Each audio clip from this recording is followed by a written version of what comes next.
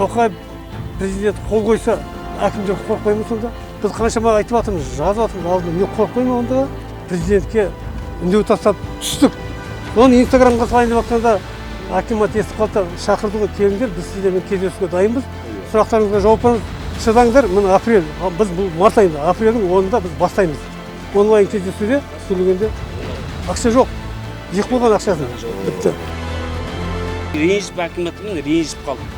Мен айтам, сендер берілген ақшаны халыққа жеткізу керек қой. Бізге вовремя бергенде светті. Мен уақытта кіріп алатын едім. Қазір былай болып кетті, шығынға батып кетті көже. Жергілікті биліктің сапасы жұмысынан, адамгершілігінің жоқтығынан, мына халықтың ашуын шығарып, кейде халқымыз соған от бәрін астана жазылады деп айтады. Бірақ та осы жердегі азаматтар бағана сізбен кездесіп, уақытылы істесе, сіз үйіңізді бітіріп алатыныңыз дұрыс па?